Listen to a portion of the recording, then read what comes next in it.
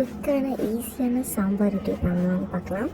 இதுக்கு சிம்பிளாக ரொம்ப நிறையா திங்ஸ்லாம் இல்லாமல் பண்ணலாம். ஒரு 3/4 கப் அந்த மெஷரிங் கப்பில் ஒரு 100 கிராம் பருப்பு எடுத்து அதை வந்து 2 கப் தண்ணி விட்டு பச்சை மிளகாய் விட்டு 2 விசில், உங்கள் குக்கருக்கு எப்படியோ ஒரு விசில் விட்டாலே போதும்னா கொஞ்சம் மசிகிற அளவு எடுத்துகிட்டு எல்லா வெஜிடபிள்ஸையும் கட் பண்ணி எடுத்துக்கிட்டு இந்த பருப்பு வெந்தோடனே லைட்டாக கரண்டியை வச்சு மசிச்சு விட்டுக்கோங்க. ஸ்மேஷர் வச்சு மசிச்சிங்கனாலும் ஓகே தான். மசிச்சுட்டு அதுக்கப்புறமா எல்லா வெஜிடபிள்ஸையும் இந்த பருப்புக்குள்ளே ஆட் பண்ணிவிட்டு அதுக்கப்புறமா 2 கப் தண்ணி ஊற்றிக்கோங்க. தண்ணி ஊற்றிட்டு நான் 2 கப் ஊற்றிருக்கேன். ஊற்றிட்டு மசாலாஸ் ஆட் பண்ணிக்கோங்க.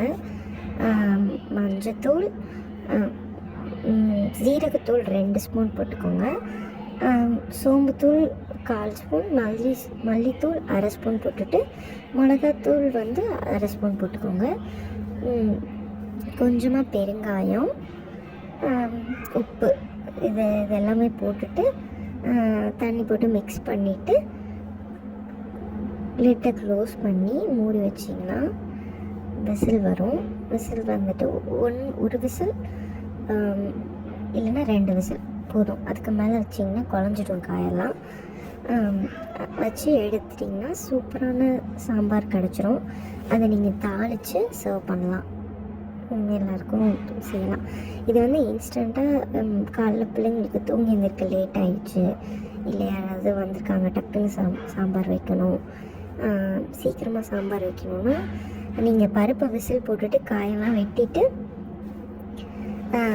அதுக்கப்புறம் பருப்பு விசில் போகிறதுக்குள்ளே இந்த காயெல்லாம் வெட்டி முடிச்சுருப்பீங்க. இதையும் தூக்கி உள்ளே போட்டுட்டு ஒரு விசில் விட்டு எடுத்திங்கன்னா ஃபினிஷ். அந்தளவுக்கு குயிக்கான சாம்பார் இது.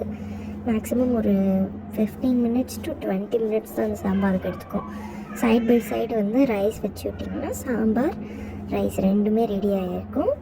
நீங்கள் வந்து உங்களுக்கு பிடிச்ச மாதிரி சர்வ் பண்ணி சாப்பிட்லாம். இந்த சாம்பாருக்கு பொட்டேட்டோ ஃப்ரை வச்சு சாப்பிட்டா அல்டிமேட்டாக இருக்கும். ட்ரை பண்ணி பாருங்கள், சூப்பராக இருக்கும்.